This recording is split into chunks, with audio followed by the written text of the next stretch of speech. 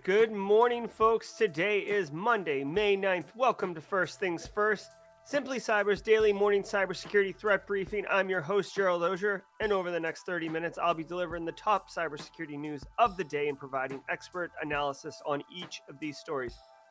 What it means to you as a practitioner, or if you're looking to break into the industry, definitely value here for everybody. Shout out and thanks to this stream sponsor, the one and only Barricade Cyber Solutions. Cyber criminals have stolen your company's data and derailed your business operations. Barricade Cyber Solutions will help you resolve this ransomware attack and get your business back on track. I want to remind you, if you hold professional certifications that require CPEs, each episode of First Things First, just like this one, is worth a half a CPE. So they stack up 2.5 a week, 10 a month. In no time at all, you'll be getting those pesky CPEs out of your hair and being like, what's up? So make sure that you drop a comment in chat or on LinkedIn or wherever, and it'll get baked into the feed here of the show. And if you ever get audited, you can just point right to that and ask them if there's anything else that you can help them with, or can you please get back to work? Although I've had all these certs for over a decade and I've never been audited. Not that I would have got caught doing anything wrong, but long story short, I don't know anyone that's been audited, but just leave a chat so you get credit no matter what. If you're live, love it. I see you 35 people staggering in here on a Monday after a long, well, it wasn't a long weekend, but it was long in the sense that there was a lot going on. Mother's Day. Hopefully all the mothers in the Simply Cyber community got their time and their appreciation. And for everybody that has a mother in Simply Cyber's community, hopefully you called them, hugged them, told them you loved them. I've got a timer going right here, which I totally forgot. So if you're on replay, thanks for catching the stream on replay. It looks like we're getting 400 or 500 people watching it after the fact. But you know the routine, y'all. If you want to jump right to the news story and cut out the pleasantries, take that timer, scrub to the right until it hits 0, roughly, and we will dig right into the stories. But for the next 2 minutes and 37 seconds, I'll be sipping my coffee and welcoming folks into stream. So hello, everybody. How is the Monday? How's the week looking? You guys lined up for a good week, everybody? Hello, Ala Eldon. Kimberly, good to see you. Cybersecurity Central, always here representing. Had your shirt on the Friday streams. Thanks, Ed, on the CPEs. Yes. Oh, you have been audited by ISC Squared. All right. Well, then you know the routine. Definitely saying what's up. Hey, Carrie, good to see you. Guys, on this odyssey that's become the audio of Simply Cyber, I swear to God, the audio is like a co-host. It's like Ed McMahon sitting off camera. It's like, audio. I think we're going to fail today. I've got the mic up here. I've turned the gain way up. So now my booming voice should crush right into that. Hey, Nick Barker and Callie. Jax, good to see you. Always there. Hey, Christopher Word. Eula Chula, I see you. Josh Mason, welcome back from San Diego, friend. Listen, the mic's off camera. I've got the gain turned up. Instead of having the music from the iPad and the podcast from the iPad and me dinking with the dial, I've just got the lo-fi ambiance music or whatever cracking in the background at level 14. I can bump it up a little bit if we need to. The idea is that there is some noise underneath me while I'm talking, so it's a little less, dry, I guess. Hey, Mark Lester, good to see you. Joshua Gruner, Ryan, good to see you, man. All right. I mean, this ambiance music is like, it sounds like a spa though. Like nothing gets me jacked up to talk about cybersecurity and pound coffee like spa music. Let's try chill hop. See what happens there. Going to 15. Let's see what happens. Hey, Mubaris. Usha, good to see you. You're here for today's audio. That's right. Hey, Edward Driver. Always nice to see you. William Helsel. Hello. Aaron Martin. Peter Parker. A regular. We got 35 seconds, guys. Hopefully, everybody. Happy Mother's Day to the mothers in the community. Very, very, very, very great holiday. I'm glad that it's a point. Love the coffee. So much coffee. Yeah, spa music. Yes, come in. Let me verbally massage you as I put you to sleep with the top cybersecurity headlines of the day. Hey, what's going on? All right, guys. Enough pleasantries. We got the coffee. We got the timer. We're ready to rock and roll. Justin Gold, hope the car situation's good. Same with you, Pamela. I know you're in there. All right, guys. So if you want to play along, go on to cisoseries.com. David Spark and his gang, they do a great job with that. I'm going to leave the spa music or the chill hop playing underneath this just to see if how it works with the podcast and everything. And if it's a problem, we'll cut it. This is us, okay? Gary, 101 days without coffee. I'm like 30 seconds without coffee. That's about my my threshold. All right, guys, cisoseries.com. Let's get into it. It's cybersecurity headlines. It's Monday, May 9th, 2022. Google Play now blocks paid app downloads and updates in Russia. This block from the Google Play Store starts Thursday and is due to ongoing sanctions. Russian developers can still publish and update free apps, with users still allowed to download them from the store. However, all updates to paid apps will be automatically blocked. While users can no longer pay for subscriptions, Google suggests that developers can grant subscription billing grace periods and free trials. That's interesting. So I find this interesting. Okay, so effective Thursday this week or someday in the well, it says now. So I guess maybe as of last Thursday, they blocked paid app downloads and updates, but free apps, free to freemium models, all that stuff, those are still available. A couple weird things here. One, that's interesting. It's interesting because Google's the one who's getting the money, right? So they're blocking getting money, but they're still allowing people to use the free stuff. That seems kind of antithesis of a capitalistic model. And I get because it's Russia, they're trying to pull out, but like, why not pull fully out versus just the paid apps and updates? From a cybersecurity perspective, the one thing that got my antenna up on this one is that no updates. So like, you paid for an app and it's got a security vulnerability that's pretty gnarly, and you're not going to get an update for it. So you either choose to stop using it or you use it at risk. Very interesting. I'd be curious how this works. I mean, again, it's obviously from it's because of the obviously the conflict in Ukraine, but okay. This looks like it's not because of this may not be because of sanctions. It says a payment system disruption, so they may have suffered a technical issue that doesn't allow them to do that. Or the sanctions are specific that they're not allowed to make money off of Russia during the sanction period, but free, there's no money, so they can do that. All right. So long story short, there isn't much of a story here other than the fact that people with paid apps in Russia aren't going to get security updates. So that's a pretty niche area of people in the Simply Cyber community, but be mindful of it.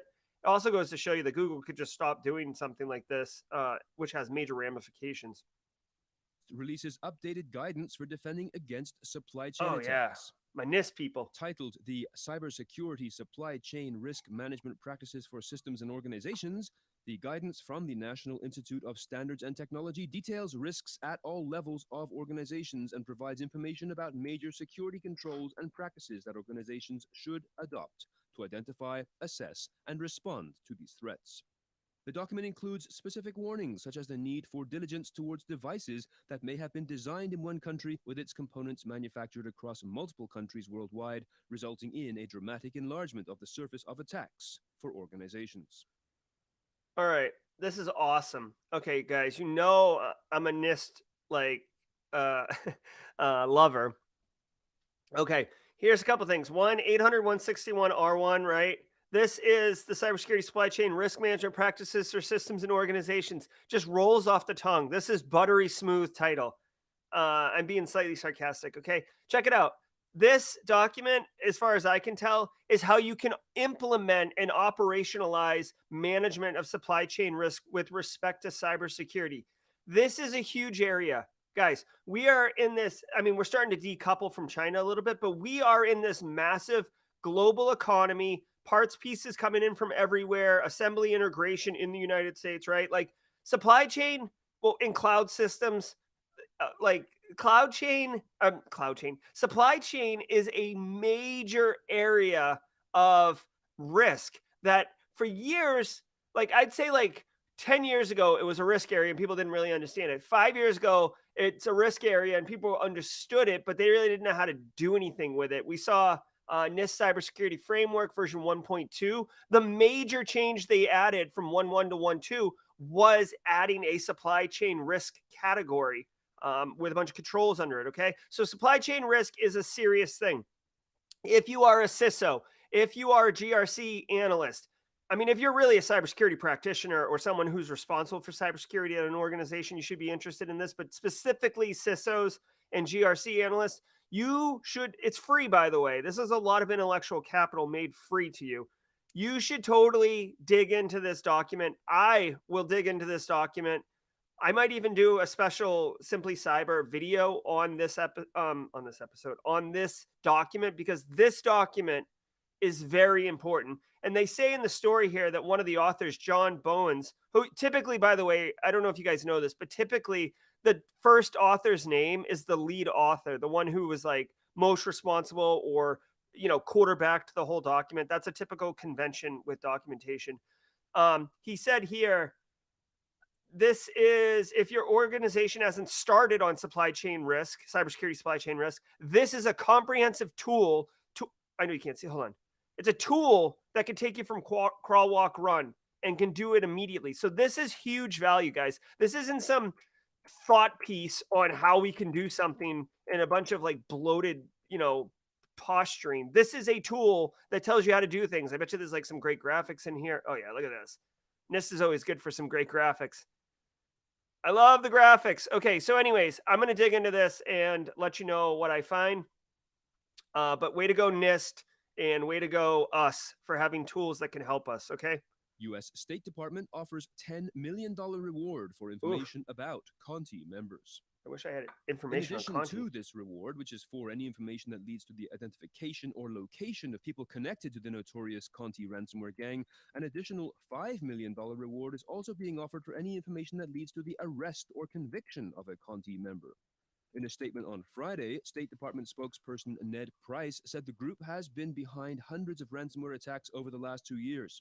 Specifically, as of January 2022, there had been over 1,000 victims of attacks associated with Conti ransomware, with victim payouts exceeding $150 million, making the Conti ransomware variant the costliest strain of ransomware ever documented. All right. So now we're talking real money, guys. I don't know about you, but it says 10 million, but if the guy gets arrested or the woman gets arrested, it's 5 million more. $15 million. I think I could do okay with $15 million. I could do a couple things with $15 million. I'd still do Simply Cyber, but it might be a beach background, not this background. This is real money, guys. This State Department is on the hunt. Now, what's interesting, two things that I find interesting. One, $10 million will get someone to narc on someone, right? That's significant money. The only problem is if you are the one who's the recipient of this $10 million reward, you're going to be well known by definitely the U.S. State Department. So they're going to continue to ask you for more information. It's not like you get your $10 million and you boogie out of there. And the Conti gang is probably going to figure out who you are. And now you've got, like, you can still live on that beach, but you've got to sleep with one eye open and probably not comfortably. Although you could probably afford like a really sweet security system and a bodyguard, but that's beside the point. The other thing that I want to point out is I find it interesting. This is more of a federal government macro level thing. I find it interesting that the US State Department is having to offer a multi-million dollar reward for these people. Like, we have one of the most advanced intelligence capabilities in the world, the United States does.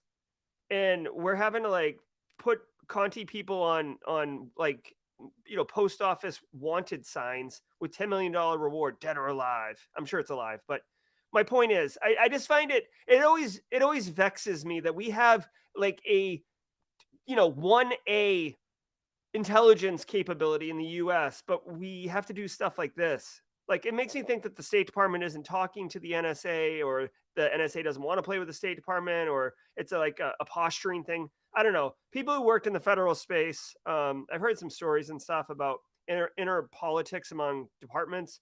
But anyways, long story short, I wouldn't be surprised to hear a Conti gang arrest sometime in the next 45 days, simply because This is real money that can really change people. And by the way, it's assumed that Conti is a Russian based um, ransomware gang based on a couple things like their like the Conti leaks, the proclamation for Russia's side in the Russian-Ukrainian war.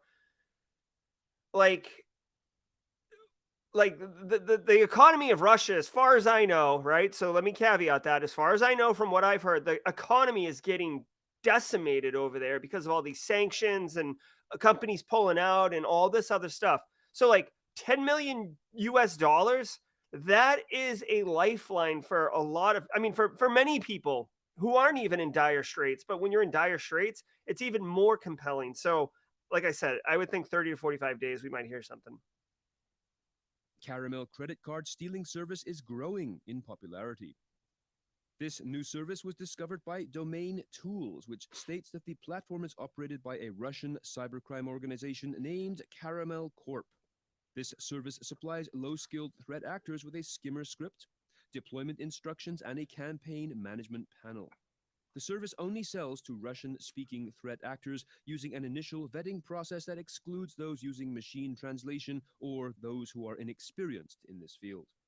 A lifetime subscription costs $2,000 and promises Russian-speaking hackers full customer support, code upgrades, and evolving anti-detection measures. Wow. Okay, so this is, basically malware as a service ish, right? So we've seen a lot of these models, right? So malware as a service where you pay per infection. We talked about that last week on First Things First. We've talked about um ransomware as a service ad nauseum. In fact, Conti ransomware is one of the lead, early adopters of ransomware as a service model when they were well, allegedly when they were Ryuk. But here's the deal. This right here is another kind of skimmer as a service where they are allowing script kiddies or people who are not advanced, you know, offensive hacker security professionals, whatever you want to call it, like the offensive security people. They provide you a script that you can download. They provide you a step by step process on how to do it. They do caveat it that it's for Russians only. So I don't know if that's for OPSEC for the operators of the Caramel credit skimming company, or if, like I just mentioned, how Russians are being decimated economically, if this is an opportunity that they don't want to get saturated by everybody. They want to make it a viable financial revenue stream for potential Russians who are impacted. I don't know. But for $2,000, lifetime subscription for $2,000, which they say is not cheap, but dude, $2,000, you can make that up pretty quickly. I will say that credit card companies are pretty good at detecting fraud, but dude, this is a full service thing, right? They've got, here's a JavaScript obfuscator, so when you're dumping JavaScript into the HTML, it's hidden, right? So it's a credit card skimmer, right? So what they're doing is, as you put your credit card in, you make your transaction, but it also sucks up the 16-digit code, the expiration date, the 3-digit pin on the back, potentially, or I would assume your name, obviously, and it sucks it up, and they start having a list of valid credit cards. Now, once you get those credit cards, you either, I mean, you can try to do credit card fraud for yourself. You can bundle them up and sell them as a list of viable credit cards. One other type of scam I've seen is someone will create a like, how do you monetize the credit cards once you've stolen them? Another technique I've seen is you self-publish a book on Amazon, right? Like the book has nothing in it. So it's not like cybersecurity career master plan book that me and Jackson, John, and Kim wrote. Check it out on Amazon. It's just a book. It just says book, 500 pages, full of crap. No one is ever going to buy it. It's not designed to be bought by anyone. And they market like $4,000 for the book, and then they go on Amazon with a credit card and they buy it. And because, like, I shop a lot at Amazon, so if my credit card got stolen and made a credit card purchase at Amazon, it's likely not to get flagged because it looks like a legit purchase that I make all the time. It would be incumbent upon me to see my credit card transaction and be like, what the hell is this? A $4,000 Amazon And then now I have to initiate the fraud response and stuff like that. So these are just some of the techniques to monetize the stolen credit card. So there are well-established ways of doing it. And just be aware that this company, this threat actor group, has basically identified a way to bundle up a complete service and sell it to someone who doesn't understand much about technology, and start making money on it. And they're selling it for $2,000 a rip, right? So I mean, not good for them, but that's a nice fixed cost where they could say, how many people did we get this week? We got 10 people. All right, we made 20 grand. Simple. All right. And now a word from our sponsor, Datadog.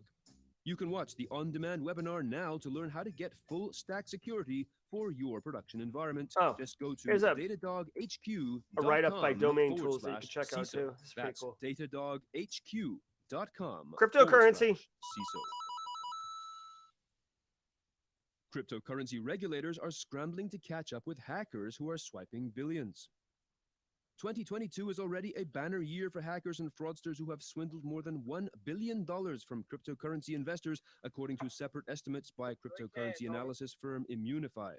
The U.S. Securities and Exchange Commission, which has positioned itself as the industry's main regulator and enforcer, will be doubling its staff. Meanwhile, other agencies, including the Commodity Futures Trading Commission and individual states like New York, have also ramped up enforcement of regulations applicable to the industry.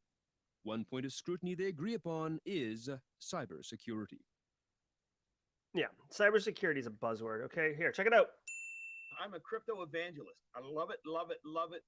All right, guys. So all of us, right? We live in the stream, right? We're like got our finger on the pulse of all this crap. So this isn't going to sound like news to us, but for the greater majority of people, this whole crypto thing, it's just like, oh, the Bitcoin, the like Ethereum's like a well-known name, but that's not even mainstream with a lot of people. So the SEC is obviously concerned about this because people are using cryptocurrency to hide money, to um like commit fraud all over the place. Like I said, I've done a lot.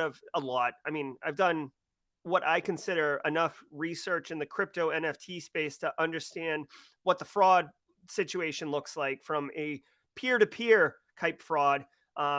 So this is good. I don't know. Steve Cardinal, good friend of mine, the guy who I used to do the InfoSec ICU podcast with. If you've been with me for more than 5 years here, he's not big on big government.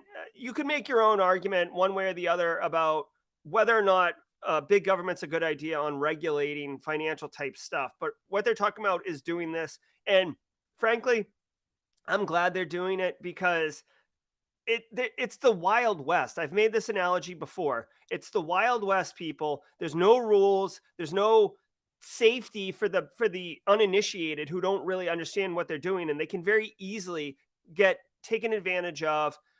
Criminal organizations can operate at a much more agile level and share stuff. I mean, look at Silk Road underground marketplace that used Bitcoin for transacting drugs, murder for hire, these type of things. So I will say one story I did see over the weekend that was really interesting, and I'm going to see if I can pull it up on the fly here.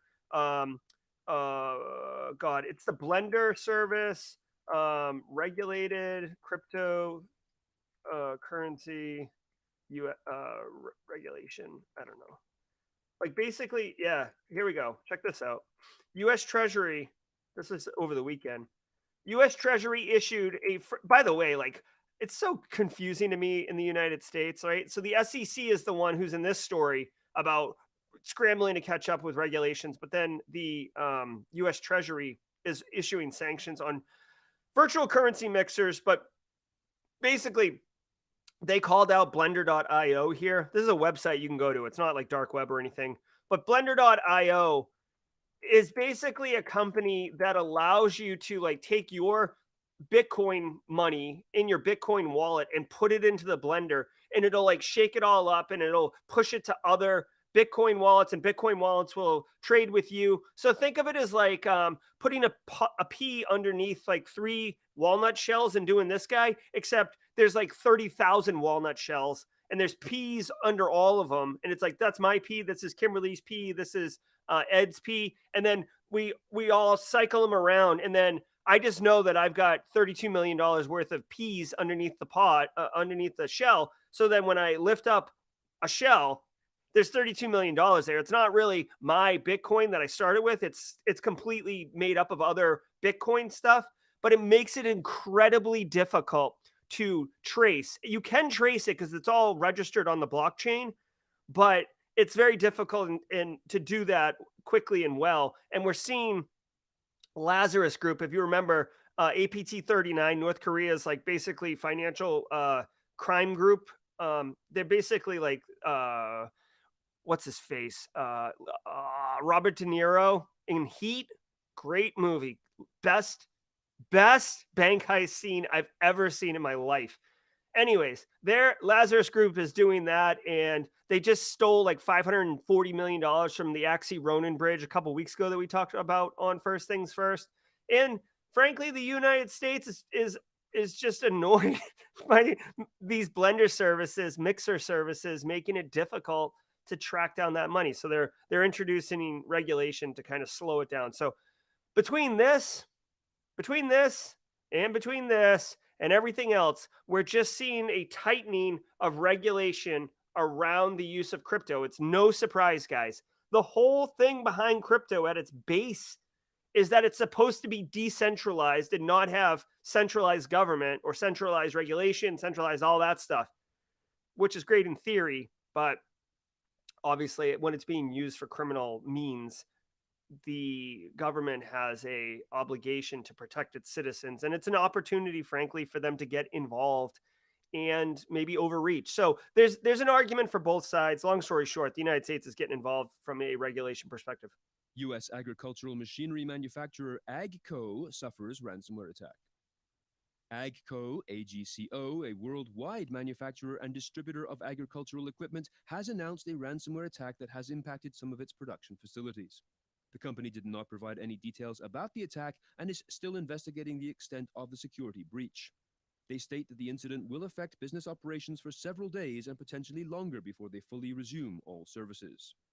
Recently, the FBI had warned food and agriculture sector partners about increased ransomware activity aimed at disrupting the growing season. Yeah. Okay. A couple of things really quick.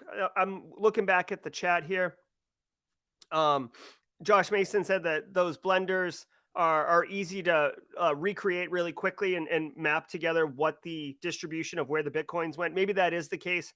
I have to imagine that if the U.S. Treasury is sanctioning the use of those services, that there is something about it that is making it difficult to trace, or else I don't understand why they would care. Yes, and you're welcome, Jim Lund, on the anti-money laundering. I love fraud. I love studying fraud. I find it compelling and interesting. Now, let's get into this agriculture thing. Okay, so Agco, they're a worldwide manufacturer and distributor of agriculture equipment, right? Now, we did talk last week about NIST. No. CISA and DHS had notified us that there was an uptick in ransomware activity potentially targeting agricultural, right? And we talked like, oh, is that really such a bad thing? Not as that, oh my God. Not that it is such a bad thing, but how does that impact us? What's the real ramifications? How big is that area? Well, despite what they had been warned about, Agco suffered a ransomware breach. Now, I want to point something out really quickly because it might be easy on the outside looking in to be like, fools, you were warned. Okay, guys, worldwide manufacturer and distributor of agriculture equipment. Let's just say if it's worldwide, let's be real.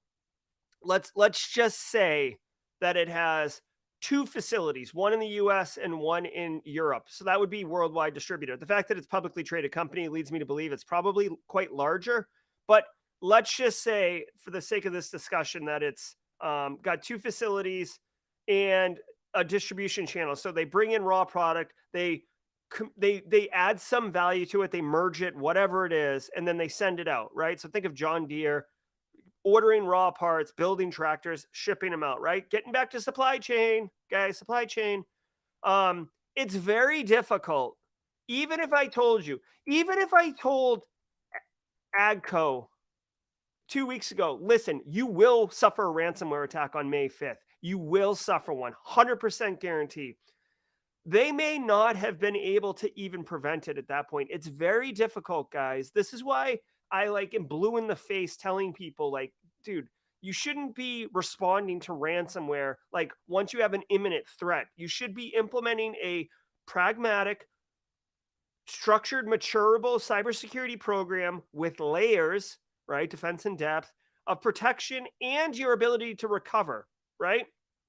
How quickly can you recover? Have you practiced recovery? Do you have the communication channel set up so people know what's going on? Do you know what order to recover systems in? Right? It doesn't do you any good to restore the mission critical app if your AD server's down and nobody can authenticate to it, right? So it's trivial to say, oh, you were warned and you should have done something. But in real life, in practice, it's like turning a cruise ship around. You don't just like bang a UE and call it a day. Like it's very complicated. Okay. And some things need to be funded, takes time to get budget, all these other things. So, what I would say is that it probably won't make news, but Agco is probably going to invest heavily in cybersecurity following this event. I mean, that's almost a fact. Almost every organization invests heavily in cybersecurity right after an incident because they're like, oh my God, we don't want this to happen again.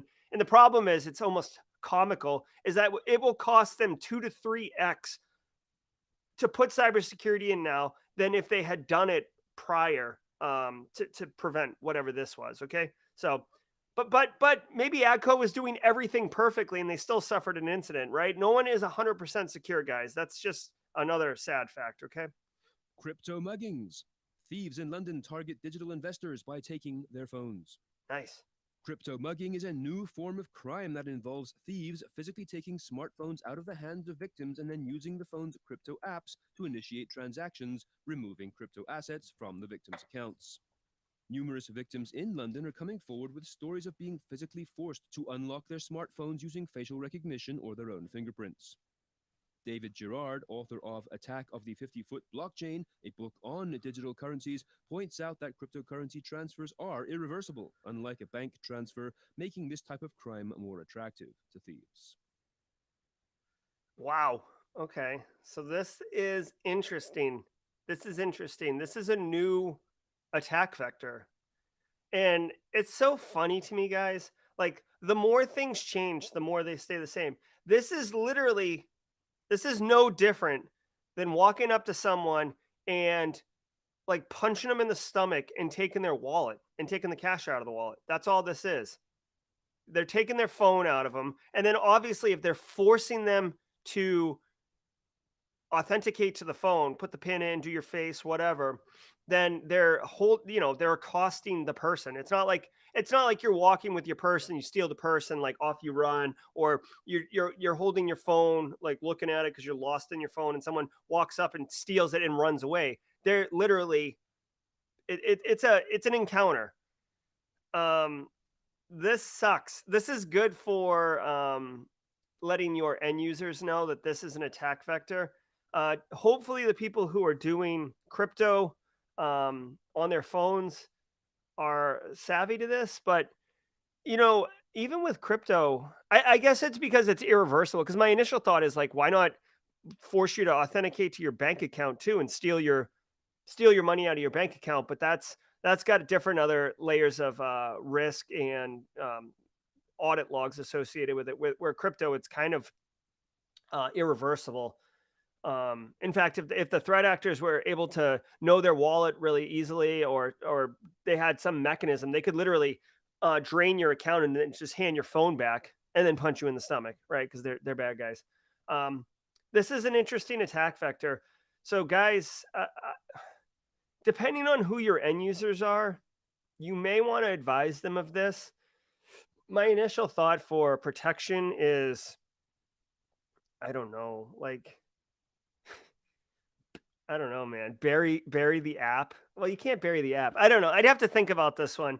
There's a couple different thoughts around this, but it sucks. It sucks, right? Because basically, the major way to mitigate this risk is to remove the app from your phone so they can't access it. But then you're inconvenienced as well. Have two phones, right? One phone for your crypto stuff, one phone for your life. There's that also. I don't know. Long story short, this sucks, and it's not surprising. Okay. Wait, it's definitely about the money, though, right? Straight cash, homie. Mm-hmm. Last week's ransomware roundup. Ransomware operations continue to evolve, with new groups appearing and others quietly shutting down their operations or rebranding as new groups. This was highlighted last week with Advanced Intel CEO Vitaly Kremez disclosing that the Conti brand, not the organization itself, just the brand, was shutting down. However, this does not mean that the threat actors themselves are retiring. Revil, or at least some of its members, appear to have relaunched the operation after a sample of their encryptor was found. In research-related news, a security researcher discovered DLL hijacking vulnerabilities in ransomware operations and releasing DLLs that can be used to terminate the encryptors before they begin encrypting files. These include Conti, the revived Revil, the newcomer Black Basta, and the highly active Lockbit, or AVOS, locker. This past week, other research released from Trellix reported that various ransomware operations are still once again being linked to North Korean government hacking groups, including the notorious Lazarus Gang. Attacks that we saw this past week include using fake Windows 10 updates to distribute Magniber ransomware and the previously mentioned attack on Agco, the agricultural machinery maker. It seems that... Jesus. Gee. Like, this is where we're at now, guys, where, like, there are ransomware roundups. I mean, we've all known that ransomware is, like, the top threat to your organization, and it's just not getting any better, guys. The fact that we're having ransomware roundups at the end of the week, or, you know, this is Monday, so it's kind of like last week's retrospective. Yeah, there's major money in it. These guys are really good. These individuals, that could be women involved, are really good. And I'm telling you, like, it's overwhelming, guys. The only thing I can think of is what I said before with the Agco story. You need to prioritize mitigating the risk from ransomware at your organization. You need to protect to reduce the likelihood of ransomware. And in order to do that, you have to do threat modeling. So you have to understand what are the attack techniques, the TTPs, of ransomware threat actors. So look at how Conti works. Usually it's like phishes, email, drive-bys, and then you get a initial payload on your machine, then it reaches out to C2. The ways of like SamSam ransomware, where it's like SMB open and then they get in and move laterally, kind of using exploits, that happens, but it's not as much as this other technique, because the phishing and the drive-bys and stuff are so successful. So there's no reason to do cool, elite hacking stuff. And also protecting your organization from recovery, or not protecting them, but like ensuring that their recovery operations are good. But I strongly encourage you, if you are in SecOps, or you're a CISO, or if you're a CISO, you already should know this, but if you work in the field, you should definitely use this ransomware roundup as inputs into a slide on why you need to prioritize ransomware risk mitigation. The board, the CFO, CEO, they should all know the word ransomware well by this point. And this is just more fuel to the fire that increases the emphasis on the fact that this is a legit risk that needs to be managed now. This is not something that you punt to 2023 when we've got a couple extra shekels, because I'm telling you, man, it's not good, right? Can your business be, the real question is, can we be down for 6 days? Because that's the average, at least it was in 2021.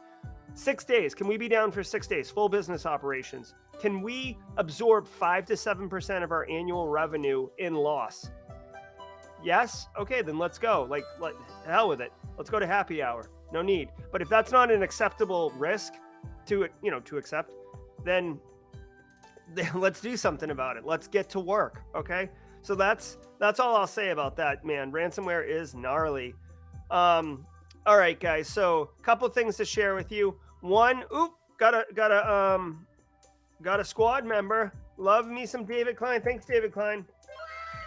All right, guys, this Wednesday at 11:30 a.m., I will be playing on Threatgen's YouTube channel, paired to Simply Cyber. So if you guys have come by and seen me play the Red versus Blue cybersecurity simulation, you know what I'm talking about. This will be on Threatgen's channel, but paired on Simply Cyber. So you can catch it on either I do work at Threatgen now, so I am doing some initiatives over there that I'm really excited about.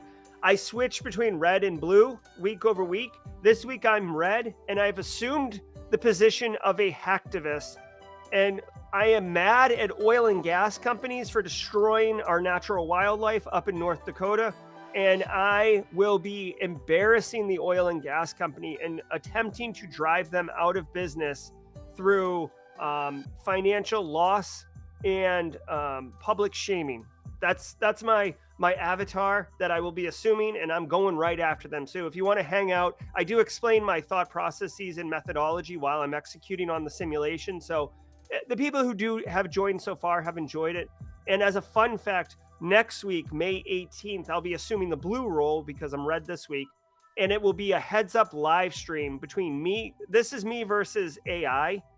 Next week on the 18th, it will be me doing blue versus Josh Mason doing red. Now, he is a trained red offensive security professional. I am a trained defensive security professional and practitioner. And it will be heads up. It'll be shoutcast like an e-gaming event or e-sport event. You can follow my feed. You can follow Josh's feed, or Threatgen will be hosting like a merge feed with commentators, color commentary, all that stuff. So it'll be an event. Okay. And let's go Team Jerry, right? Like boo, Josh Mason, go Team Jerry. The other thing I wanted to talk to you guys about this Thursday on Simply Cyber Live, please stay with me, by the way, because I do have a question for you guys. I really should create if you guys grant me some grace, I'll create a what the hell do they call it? Like a survey. This Thursday, my guest was going to be Dr. Chase Cunningham, and we were going to talk about zero trust and explain to you everything you need to know about zero trust architecture. But unfortunately, he had a conflict, and I don't have a backup guest. Well, I kind of do, and this is what I wanted to talk to you guys about. While I was getting ready for work this morning, I thought, well, what can we do as a live stream idea? And what I thought was I can have a guest on who is a cybersecurity professional I believe I can get this guy, who started a YouTube channel, and he helps people kind of the way that Simply Cyber does. And we could talk to him about how starting a YouTube channel has helped, what he's done, his thoughts on helping people. That's one good idea. The other idea that I thought, and I'm kind of excited about this one, is I was going to do just a me stream, right? So no guests, just me. And it would be like an AMA style, but the focus and bend would be GRC analyst interview questions. My SOC analyst interview questions video has been pretty successful lately. So there isn't a GRC one. And since I made the course, I'm thinking that a lot of people are getting that education, and then they might go to an interview and get asked questions. So if you guys want, I could get, 10 or 15 or 20 GRC analyst entry-level questions, and then basically interview myself for a job and explain my answers, explain why I'm answering a certain way, give you some key nuggets that you can drop on people. So let me see, YouTube cyber guest, GRC interview QA. Let's see. Here you go. I just dropped a poll. I don't do polls all that often, so I don't know if this is going to work, but I just dropped a poll in the YouTube channels. So if you guys want, please vote on that. And we'll give it a minute. While that poll is queuing up, guys, a quick question. How was the audio today? How was the music? Is 15 good for the background music? Is the microphone good? Is there a lot of echo? Was the podcast audio good? I've got sound effects good, right? The video's tight, right, guys? I feel like I got the video. We're broadcasting at 1080p. I've got the cameras in the background and all that jazz. I feel like the video part's good. The audio I want to get tight. All right, so Carrie's saying it's good. So the mic's good. The background music, pretty good. All right, and then we've got the sound effects. Okay. Spa music, Daniel. Well, hopefully it's inspiring people to want to pump your podcast volume up just a couple tweaks. Okay. All right. Thanks, Kimberly. I can do that. Done. Hey, Mike Jones. Thanks, Mike. All right, guys. We're actually at a pretty interesting... hold on. Can I just show you this? How does this work? Can I do this? Can you see that now? Wait, my big head's in the way. Oh, you still can't see it. Dang. Can I do this? Pop out chat. This music is kind of like that. I can't show you guys. I'm sorry, but it's 64% GRC interview, 34% or whatever. Dude, this is getting close to 50-50.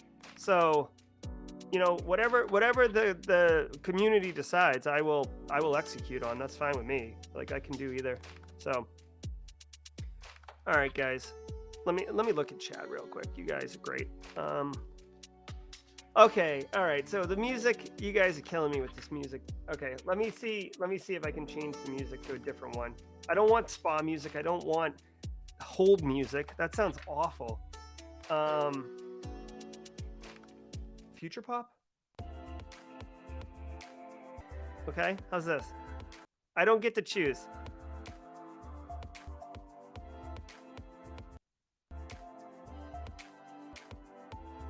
Come on. By the way, there's 84 of you in there, and my metrics here are saying there's 32 likes. I'm not saying I go for the likes, but come on, guys. Can we fix this, please? I mean, if you got any value out of this episode, take like 1 second and hit the like button, please. Yeah, I hear you, Nick Barker, on that. The Roots, yeah, okay. I do love the Roots. Let's do that really quick. Well, no, I can't. See, the thing is, I don't want to do that because I have to adjust the dial, Christopher. Oh, there we go. Thanks, guys. I just got 30 more likes or whatever. All right, so final on the survey here looks like it's 65% GRC interview and 35% YouTuber, InfoSec professional. So I'm guessing you guys are. There is a group of people who are interested in the YouTube professional. So I will schedule time with him. It might be a little bit in the future.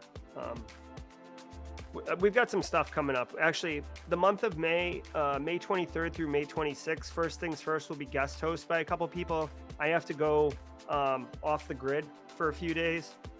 And I believe that the Thursday live stream will also be canceled that day. But so Stefan Waldvogel will be our guest next Thursday, the 19th also. So, okay. Lo-fi hip hop. All right. So this is future pop. I'm going to roll with this for a little bit. Okay. All right, guys. I'll leave the... Yeah, I'm going off grid. I will be inaccessible. I don't know, maybe I'll have cell service, but I'm basically going to go see these three friends of mine that I'm very close with, like brothers. But they're scattered all across the world, and it just happens to be a perfect storm of everybody converging on the East Coast at the same time. So we are going to go off the grid together and hang out. Any tips for my first week of my GRC job? Oh yeah, Junior. Congratulations on the GRC job. My advice to you, Junior, would be like when you're getting spun up, ask I have a video on Simply Cyber about like crushing your first 90 days. Let me see. It'd be easier for me to tell you that.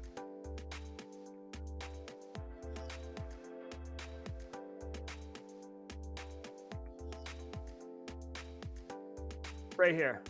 I'll drop this in chat. This is the answer that you need to know. This is the answer right here. I'll put it in chat right now, okay? There you go. Congratulations again on your new job.